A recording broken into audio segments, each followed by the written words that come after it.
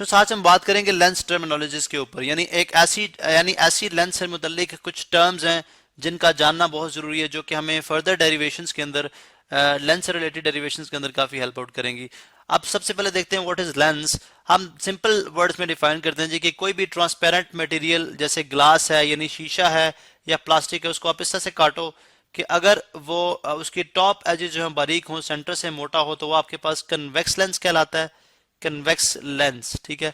और अगर वो उसके एजेस जो हैं वो मोटे हों और दरमियान से वो पतला हो, तो आपके पास वो कनकेव लेंस कहलाता है, कनकेव लेंस। ठीक है। सॉरी, यहाँ पे इस कनकेव की स्पेलिंग कनकेव लेंस। अब हम देखते हैं कि वो बेसिकली क्या टर्म्स। हम जनरली बात करते हैं जी कि जो फिजिक यानी अगर आप देखें तो ये हमने दो सर्कल्स थे जो कि स्फेरिकल मिरर थे। ठीक है, स्फेरिकल यानी फुटबॉल नुमा दो शीशे के हमारे पास मिरर थे जिनको हमने इस तरह से कट किया। यानी पहले हम इनको ओवरलैप करा रहे हैं, यानी अगर आप यहाँ पे देखें तो ये हमने इनको ओवरलैप कराया हुआ है। ठीक है, ओवरलैप कराया था और ये बेसिकली पूरे सर्कल का पार्ट थे, लेकिन जो ओवरलैप्ड एरिया हमने काट लिया वो कन्वेक्स लेंस बन गया। जबकि दूसरी तरफ जो कनकेव लेंस है, अगर आप इसको देखना चाहते हैं, ठीक है, कनकेव लेंस, इसके अंदर दो जो जो स्फेरिकल मिरर्स थे उनके दरमियान हमने थोड़ा सा डिस्टेंस छोड़ा था और उसके दरमियान हमने शीशा एडजस्ट करके इस तरह से काट लिया कि जो उनका डिस्टेंस था वो अगर आप टॉप सरफेस से इस तरह से काट लें, यहाँ से इधर से काट लें, तो ये साइड्स ऑटोमेटिकली आ जाती हैं, दरमियान से पतली साइड्स होंगी, ये आपके पास कहलाएगा कनकेव लेंस। ठीक है। अब हम देखते हैं, चले पहले हम इसको कलर्ड कर देते हैं। ये हमारे पास कन्वेक्स लेंस है और ये हमारे पास जो है वो कनकेव लेंस है। ठीक है। अब हम देखते हैं बेसिक टर्म्स क्या हैं। हमने देखा थ्रू एक्सपेरिमेंट, हमने देखा एक ऐसी रे जो कि सर्कल के ऑलमोस्ट ऑलमोस्ट सेंटर से पास करती है, एक ऐसी लाइन जो कि सर्कल के सेंटर से पास की जाती है, जहां से सर्कल जो है वो यहाँ से वो रे ऑफ लाइट बेंड नहीं करती, डिविएट नहीं करती। जनरली आप देखते हैं कि स्पीड ऑफ लाइट जो है वो हवा में ज्यादा है और ये ग्लास है, ये दूसरा मीडियम है।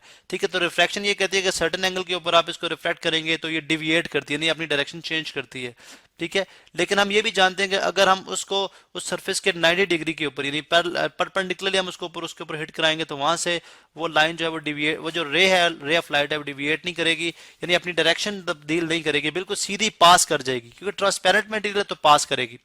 अब वो पॉइंट जहां से लाइट पास नहीं करती, डिविएट नहीं करती, सॉरी, वो पॉइंट जहां पे लाइट पास कर जाती लेकिन अपनी डायरेक्शन चेंज नहीं करती, अपने सिम्त तब्दील नहीं करती, वो पॉइंट कहलाता है।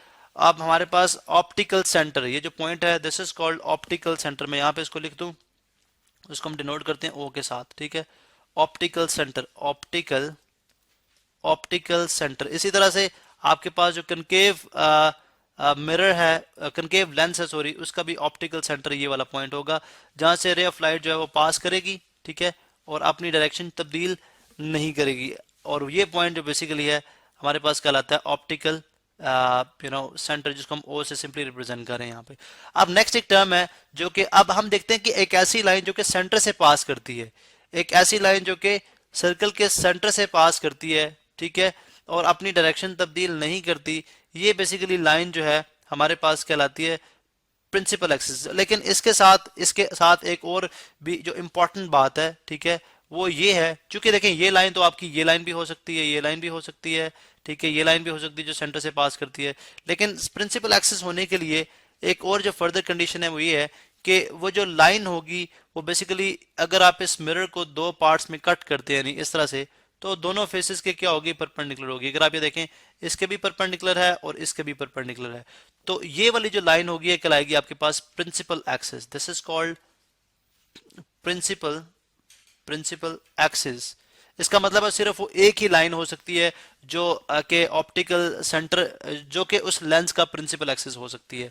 इसका मतलब है इसके लिए प्रिंसिपल एक्सिस ये हो जाएगा।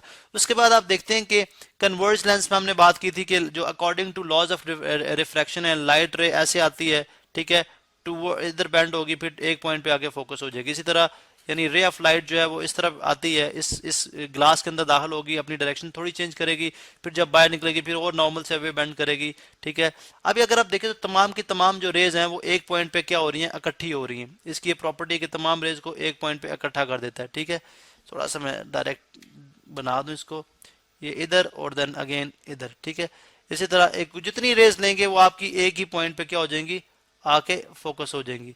ये जो बेसिकली पॉइंट है, this is called principle focus, ये हमारे पास कहलाता है। यानी जहां पे तमाम रेज ऑफ लाइट जो है वो आके इकट्ठी हो जाती हैं, एक पॉइंट पे कन्वर्ज होती हैं, वो कहलाता है आपके पास पॉइंट प्रिंसिपल फोकस। इसको हम डिनोट करते हैं एफ के साथ, ठीक है। ये कन्वेक्स मिरर के अंदर जो है, कन्वेक्स मिरर के अंदर जो है वो प्रिंसिपल फोकस जो है वो आपका रियल होता है। यानी अगर आप देखें तो रियल ये वेव्स हैं जो एक पॉइंट पे आके इकट्ठी हो रही हैं, क्योंकि ये रेज को कन्वर्ज करा रहा है। और हर लेंस के दो फोसाई होते हैं, यानी अगर आप इस साइड से रेज को फोकस करेंगे, इंसिडेंट कराएंगे, यानी इसके ऊपर फॉल करेंगे लेंस के ऊपर, तो इस तरफ फोकस बनेगा उसके अपोजिट साइड से। अगर आप इस साइड से रेज ऑफ लाइट इसके ऊपर फॉल कराएंगे तो फोकस आपका इस साइड पे बनेगा। तो इसका मतलब है इसके दो फोकस है जिसको हम फोसाई कहते हैं, ठीक है। एक और दोनों दोनों आपके ऑप्टिकल सेंटर से ऑलमोस्ट इक्वल डिस्टेंस पे, बल्कि एग्जैक्टली इक्वल डिस्टेंस पे जो है वो लाई करते हैं, अगर उस लेंस के अंदर कोई मसला नहीं है, लेंस एक्यूरेट है, परफेक्ट है, ठीक है। लेंस डिफेक्ट्स भी एक टर्म है जो कि हम स्टडी करेंगे फर्दर लेक्चर्स के अंदर।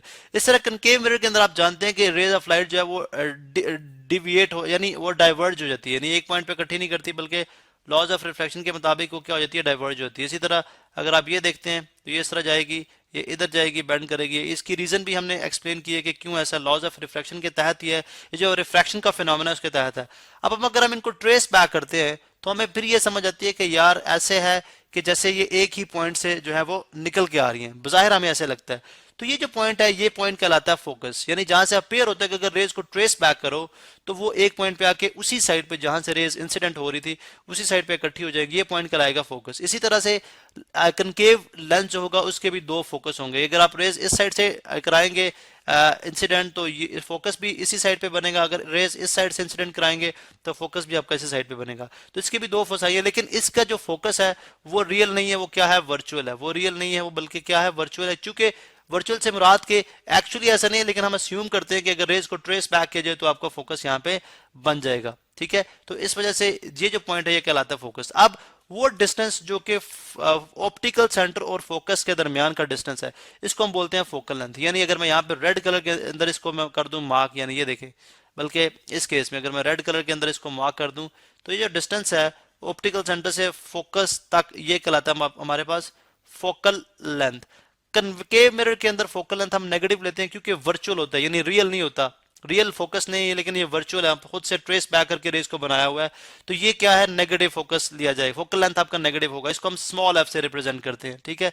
जबकि जो आपका कन्वेक्स मिरर है जिसके अंदर आपके पास, अगर आप देखें तो यहाँ पे मैं व्हाइट कलर के अंदर आपको शो करता हूँ, ये बेसिकली इसकी मैं बात कर रहा हूँ। ये जो डिस्टेंस है फोकस और ऑप्टिकल सेंटर के दरमियान, ये डिस्टेंस हमारे पास कहलाता है फोकल लेंथ। और ये फोकल लेंथ आपका क्या लिया जाएगा, पॉजिटिव लिया जाएगा। किस केस के अंदर, कि जब आपका जो मिरर है, सॉरी जो आपका लेंस है, अगर वो कन्वेक्स है तो। इसी तरह से हम एक और बात देखते हैं, जहां पे हम देखते हैं जी कि एक जनरली अगर आप देखें तो जैसे सेंटर ऑफ कर्वेचर होता है मिरर के केस में, जो कि सेंटर ऑफ उस स्फेरिकल मिरर का सेंटर होता है। लेकिन इस केस में अगर आप देखें तो जो मिरर का सेंटर समवॉट, लेट्स सपोज अगर ये जो स्फेरिकल मिरर मैंने ड्रॉ किया था इसका अगर सेंटर ये बनता है तो ये इस लेंस का सेंटर नहीं हो सकता। इसी वजह से हम यहाँ पे सेंटर ऑफ कर्वेचर के बजाय हम क्या करते हैं, इतना डिस्टेंस, जैसे ये फोकस है तो फोकस से, यानी जितना ऑप्टिकल सेंटर से फोकस तक का डिस्टेंस है इतना ही डिस्टेंस आप फोकस से नेक्स्ट राइट लेफ्ट साइड पे ले लो, तो जो कि 2f के इक्वल हो जाता है। इसको हम कहते हैं जी 2f, ठीक है, that is equal to 2f के बराबर हो जाएगा।